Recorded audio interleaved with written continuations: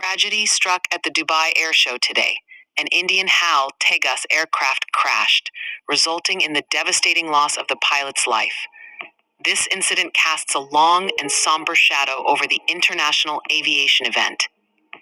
Air Commodore retired Basit Abbasi offered a stark assessment, stating, "The crash of another jet is a lesson for India's arrogance." This powerful statement highlights a critical perspective on the incident. The harsh reminder being